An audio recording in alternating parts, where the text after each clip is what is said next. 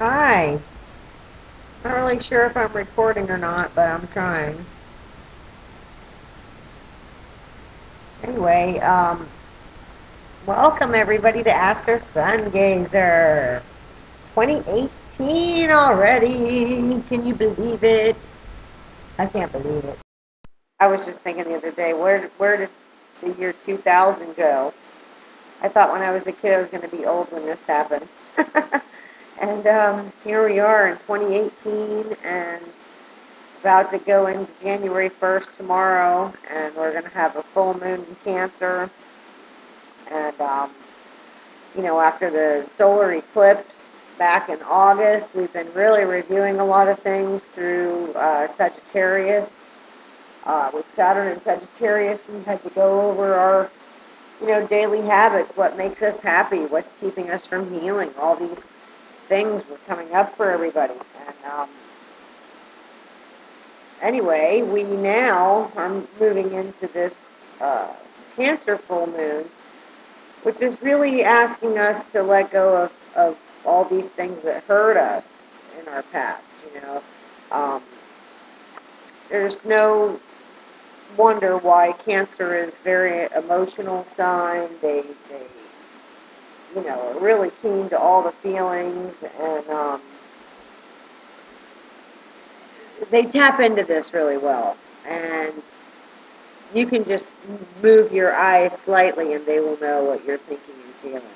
So cancers are really wonderful, but in that process that they experience daily, we all are having these nudges, I guess you could call them, to move into a happier space. And we've all really taken a beating, the ones of us especially that were, anybody older than 28, 29 years old, the 1988, 89, and 90 kids are receiving their first Saturn return.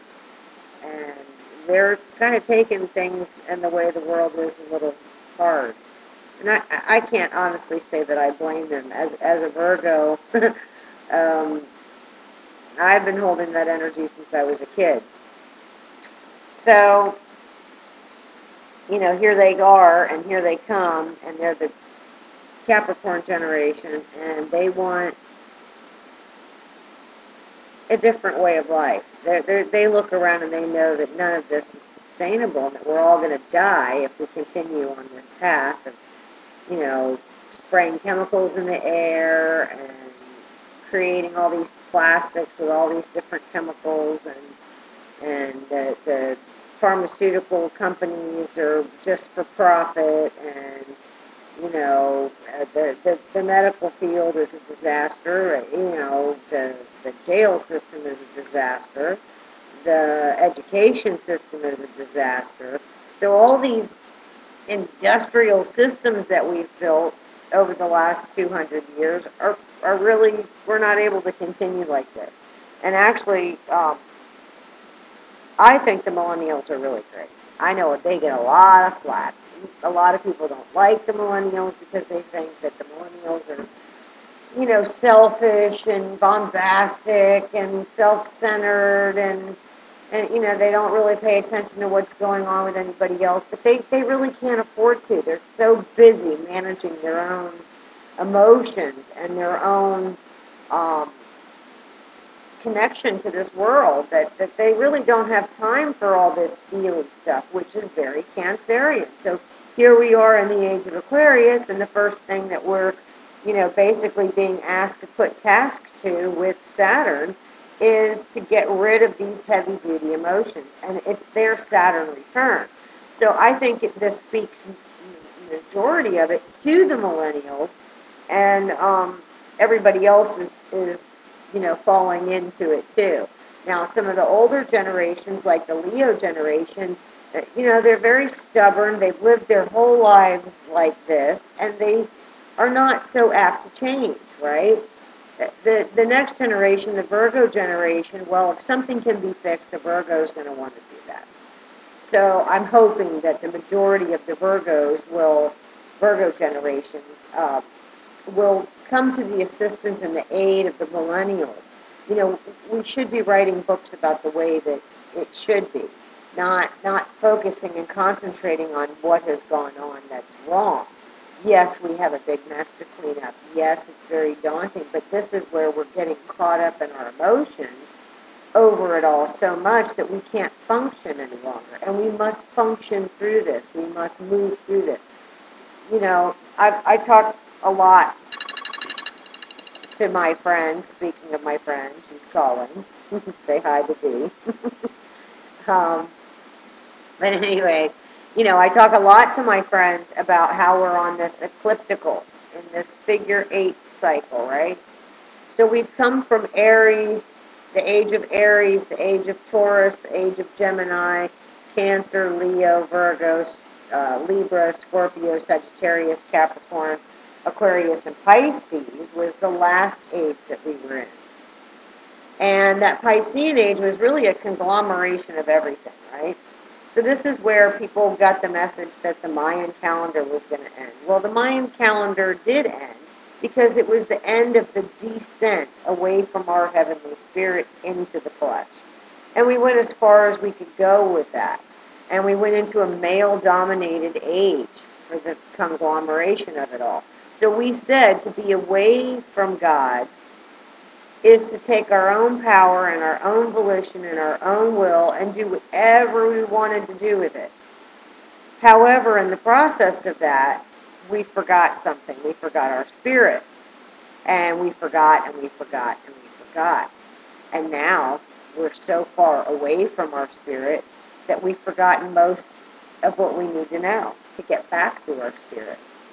So this is where, you know, we went through this little washing machine center point in between this big loop that we were on, right? So we went all the way around in the ages and we came to this center point, and we've been wobbling and washing and washing and washing. Everything's been exposed. You see all the child trafficking coming to light. You see all the pharmaceutical drugs killing people more than they're saving people coming to light. You see the big heroin epidemics, right? You see the world poverty around the world. People are starving at larger rates than ever. But remember, in 1812, we had a population of 1 billion people. In 1912, we had 1.5 billion. Today, we have 7.6 billion people on Earth. I mean, everybody is here. Everybody is here that had something to clean up and that they wanted to come to this time and space to experience what it was like to be as far away from spirit as possible and still desire to heal. Because all of us truly do desire to heal. If we go back to a traumatic experience, say, you know, we got fired from a job and, you know, it really hurt our self-esteem and hurt our heart because we knew we were working hard and we knew we were doing a good job, and yet the company still let us go. So, you know, bad things happen to good people all the time. My point is, if we go back and we relive these experiences, sometimes we learn that it wasn't really that bad, that it served our highest good. But we can forget that while we're going through it in the middle of it, right? We get the shock and awe of, oh my God, I just got fired. And then we go through this panic. How am I going to pay my bills? How am I going to take care of myself? Where am I going to work? And then we go into this super hyper mode where we're searching for a job and we're trying to find the right one. And then we have to go through this big learning curve of getting on board and doing the job that we've now been newly hired to do. We've done this a dozen times already. It's not the end of the world, but the anxiety that it produces, the self-talk that's negative, that keeps us trapped, and you know, in our minds of negativity reeling over and over and over again. These are the patterns that we need to start working on so that we stop doing that to ourselves. We need to be victorious if we get fired. Great! Something that's not good for me is finally leaving. There's got to be a better job for me. I'm going to go find something that I love to do even more than this. I'm going to, you know, engage in my creativity. You know, these things that we keep ignoring about ourselves that still want to come to light, they still have an opportunity, and we need to be abundant and grateful and happy about these changes that are going in our lives, instead of taking it to this very depressed, anxious-filled, place. So, um, back to what I was talking about with 2018 and Saturn. Saturn is trying to help us build these new foundations for ourselves where we never again go back to that negative space of self-talk, where we honor our bodies and our minds and our hearts, where we honor one another. And it's interesting that the age of Aquarius would first employ the Cancers, and then second employ the Virgos, and then third in line, skipping right over Sagittarius into Capricorn. Because we have to build something where we're going to keep going back to it, to heal it, to heal it, to heal it. The time is up. Maga, last night I watched her live broadcast, and she was talking about time is up. And I thought to myself, she's absolutely right. There is no time left to keep massaging these things, right? That we struggle with. We have, there's no time to say, well, my self-talk was bad today, but tomorrow I'll try harder to get it better. Your self-talk better be good, because you are manifesting 101, and that's how you're going to learn. If you did not do your work and you did not pay attention while Saturn was in Sagittarius and gave you 3 years span to heal your mind and your heart and your body to get more in alignment with your spirit, then you're going to get a crash course from Capricorn, from Saturn in Capricorn, that says your self-talk sucks, and I'm going to show you how badly it does. Because if you sit there and repeat these negative things to yourself, you're going to see these negative things show up more and more. So, say for instance, you think to yourself, I'm fat, I'm out of shape, and I look at what I've done to my body, and I'm just, a blob, okay? When you have that sort of negative talk about yourself, you're reinforcing that you're going to stay in that position. However, if you change the language in your mind and in your heart, and you say, I may not have done too well in the last year of taking care of my body, but I'm dedicated to doing better with my body and my health this year, and I'm going to start today by getting some more exercise or drinking more water. And when you do something, or when you do go for a workout, or you do go for a nice walk, or you do drink more water, at the end of the day, make sure that you say to yourself, hey, today was a really good day for me.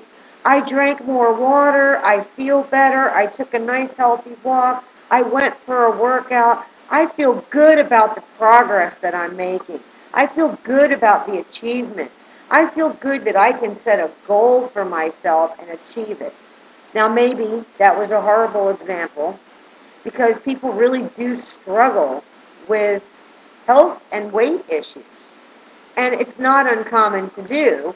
And we will talk more about these things and how to rid ourselves of toxins and how to add these natural elements that are existing on this earth for a very good reason, and it's for your health, mind, and body. And these are some of the things that we hopefully did learn back when Sagittarius had Saturn in its house. Because Sagittarius wants us to be our best self, right? It wants us prepared for school in the morning by having a good breakfast, sleeping good at night, health practices, having taking your good vitamins and seeing the doctor regularly, and holistically trying to treat yourself with good nutritional food that your body responds to positively. It's really funny. Years ago when I was younger, and before I really dove into much of this kind of thing, I was always an astrologer from the time I was a kid, but before I started getting more into the metaphysical things, Um, I noticed that when I ate a nice leafy dark green salad, that the next day I had really good energy. I also noticed that if I had a strenuous day coming up, I could eat pasta the night before, and miraculously I had all this energy in the next day. And so those are two of the food products that I know really work for me. Same with pineapple. I can eat pineapple morning, noon, and night. My body really likes it. And I get the sugar out of it, I suppose. I get the fiber out of it. But for whatever reason, I tend to want it in the morning. And, it's part of my routine. I have hot lemon water and a couple pieces of pineapple. My sugar starts to rise, and the next thing you know, I'm getting hungry again. And I want a nice meal. I want, a couple scrambled eggs, or I want a nice bowl of, cereal with some fresh fruit in it and sweet cream. And so, you know, learning what really works for your body and sticking with it is going to be one of the big themes here. Because when you are really paying attention to your body, with Saturn and Capricorn, you're giving it a good foundation. That means that your mind is going to work right. Your emotions aren't going to be wobbling all over the place. You're going to have goals, and you're going to have plans, and you're going to have a mission for how you're going to get things done. And when you are working like that, Capricorn really sees that as great effort.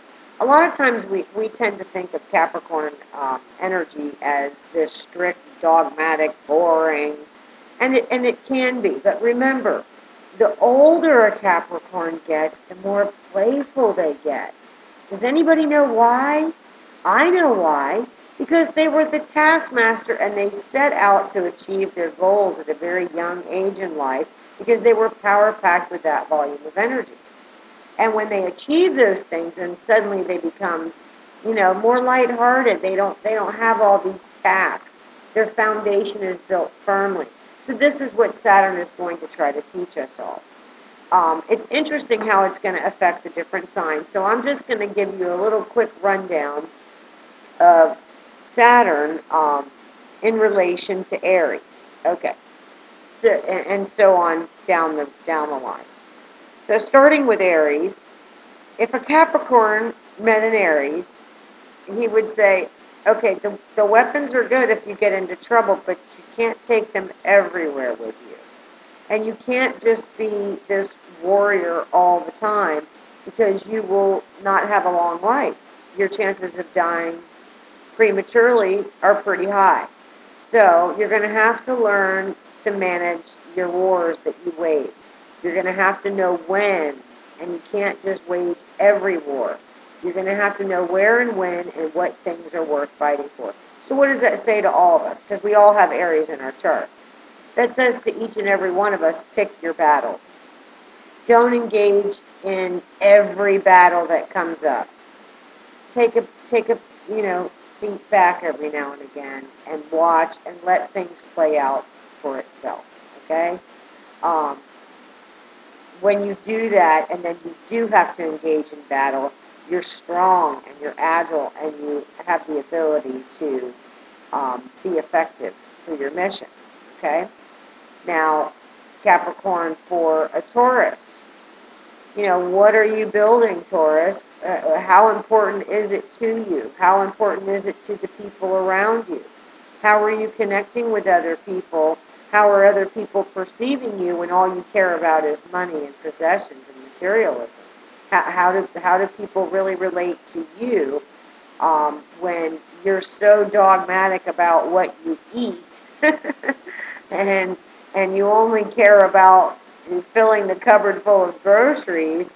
You forget that a meager, minor meal is still just as satisfying as this big, grand, elaborate table. You can only eat what you can eat. You can't eat the whole table's worth of food.